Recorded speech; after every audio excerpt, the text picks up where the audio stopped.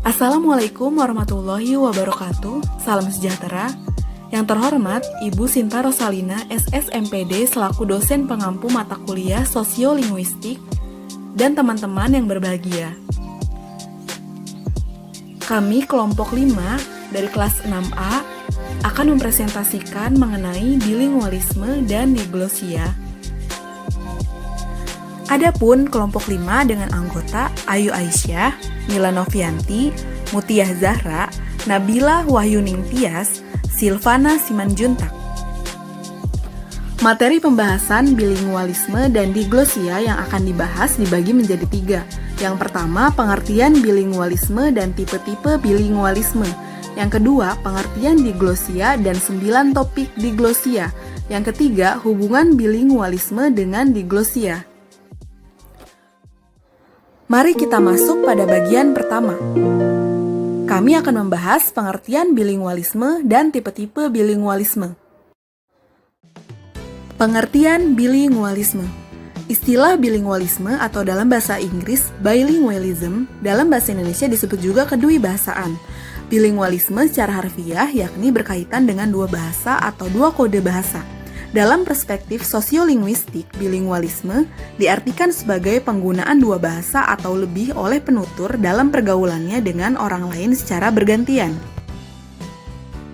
Sebelum membahas tipe-tipe bilingualisme, alangkah baiknya marilah kita membahas sedikit apa itu bahasa ibu atau B1 dan bahasa kedua atau B2. Bahasa ibu atau B1 merupakan bahasa pertama yang diperoleh oleh seorang anak sejak anak belum mengenal bahasa sampai fasih berbahasa. Bahasa ibu biasanya diajarkan oleh keluarga. Setelah memperoleh bahasa ibu dari keluarga, pada usia tertentu anak akan memperoleh bahasa keduanya atau B2. Bahasa kedua biasanya diperoleh dari lingkungan, sekolah, dan teman-teman. Contoh, ada seorang anak memiliki bahasa ibu B1 yaitu bahasa Jawa. Setelah anak tersebut bersekolah, ia akan sering juga menggunakan bahasa kedua B2-nya. Misalnya, B2-nya yaitu bahasa Indonesia atau bahasa Inggris. Jadi, anak tersebut memiliki dua bahasa yang dikuasai, bahasa ibu B1 yaitu bahasa Jawa, bahasa kedua B2 yaitu bahasa Indonesia atau bahasa Inggris tersebut. Selanjutnya barulah membahas tipe-tipe bilingualisme. Tipe-tipe bilingualisme dibagi menjadi 3 tipe. Yang pertama, compound bilingualism. Yang kedua, coordinate bilingualism. Yang ketiga, complex bilingualism. Tipe yang pertama, compound bilingualism atau disebut juga kedui-bahasaan majemuk. Bilingualisme jenis ini, kemampuan berbahasa salah satu bahasa lebih baik daripada kemampuan bahasa yang lain. Bilingualisme ini didasarkan pada kaitan antara bahasa ibu B1 dengan bahasa kedua B2 yang dikuasai oleh individu. Kedua bahasa dikuasai oleh individu tetapi berdiri sendiri-sendiri. Tipe yang kedua, coordinate bilingualism atau disebut juga kedui-bahasaan koordinatif atau sejajar. Bilingualisme ini menunjukkan bahwa pemakaian dua bahasa sama-sama baik oleh seorang individu. Bilingualisme ini seimbang dikaitkan dengan taraf penguasaan bahasa ibu B1 dan bahasa kedua B2. Individu sama mahirnya dalam dua bahasa. Tipe yang ketiga, complex bilingualism atau disebut juga kedui-bahasaan subordinatif. Bilingualisme ini menunjukkan bahwa seorang individu pada saat memakai B1 atau bahasa ibu sering memasukkan B2, bahasa kedua atau sebaliknya. Bilingualisme ini dihubungkan dengan situasi yang dihadapi oleh bahasa ibu atau B1.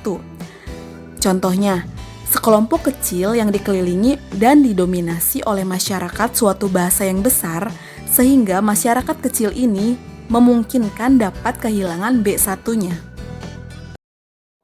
Selanjutnya, bagian 2, pengertian diglosia dan 9 topik diglosia. Pengertian diglosia. Diglosia adalah suatu situasi bahasa di mana terdapat pembagian fungsional atas variasi bahasa yang ada di masyarakat.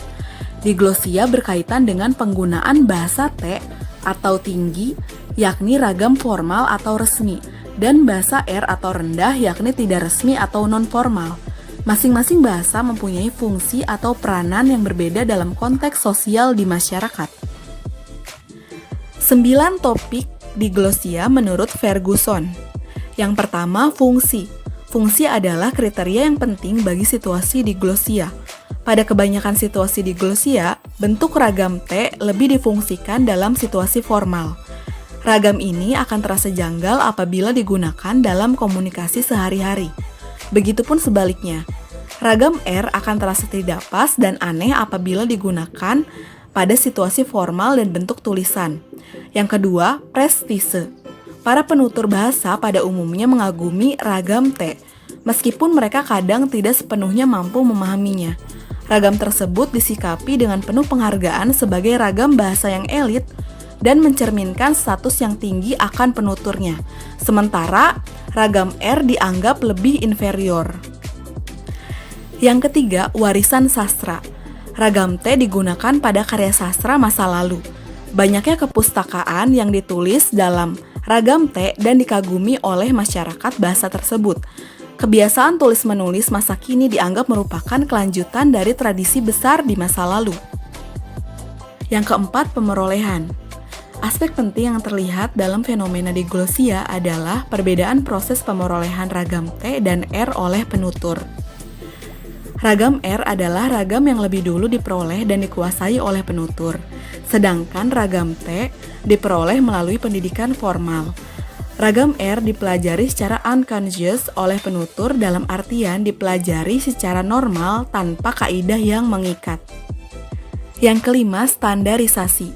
Ragam T mengalami proses pembakuan dan harus dipelajari di sekolah, sedangkan tidak setiap orang mempunyai kesempatan untuk mempelajarinya. Sebaliknya, ragam R yang dipakai di dalam situasi tidak resmi adalah ragam bahasa yang dipakai sehari-hari di rumah.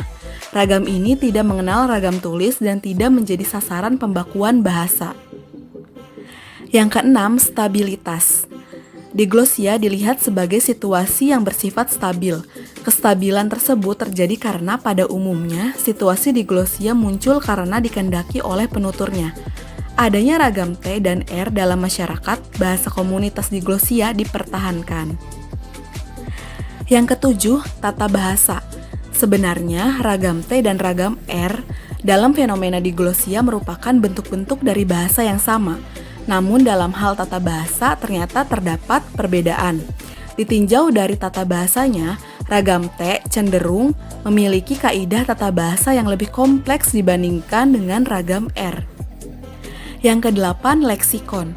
Kosakata pada ragam T sebagian besar sama dengan kosakata yang ada pada ragam R.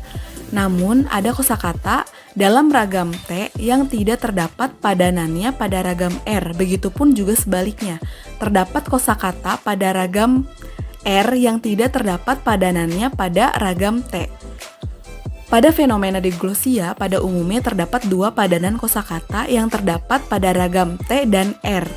Misalnya, pada bahasa Jawa untuk verba makan, ragam T adalah dahar, sedangkan ragam R adalah mangan. Yang kesembilan atau terakhir, fonologi. Struktur fonologi antara ragam T dan R adalah berbeda. Fonologi ragam T merupakan sistem dasar, sedangkan fonologi ragam R merupakan subsistem yang memiliki keberagaman. Fonologi ragam T merupakan bentuk umum yang ada dalam suatu bahasa. Di sisi lain, fonologi ragam R bukan bentuk dasar dan cenderung memiliki variasi yang beragam.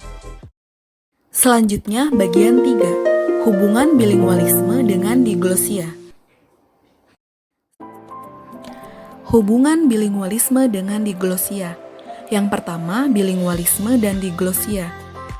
Ada kebiasaan menggunakan dua bahasa atau lebih, dan kebiasaan menggunakan bahasa T atau tinggi dan bahasa R atau rendah. Yang kedua, bilingualisme tanpa diglosia.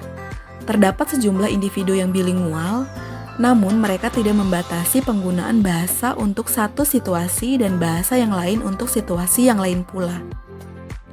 Yang ketiga, diglosia tanpa bilingualisme. Terdapat dua kelompok penutur. Kelompok lebih kecil hanya bicara dalam ragam T atau bahasa T, dan kelompok lebih besar tidak memiliki kekuasaan, hanya berbicara dalam bahasa R. Yang keempat, tidak bilingualisme dan tidak diglosia. Hanya ada satu bahasa dan tanpa variasi, serta dapat digunakan untuk segala tujuan. Biasanya, situasi ini ada pada keadaan dalam masyarakat terpencil. Sekian penjelasan dari kelompok 5 mengenai bilingualisme dan diglosia. Terima kasih telah menyimak hingga akhir. Wassalamualaikum warahmatullahi wabarakatuh.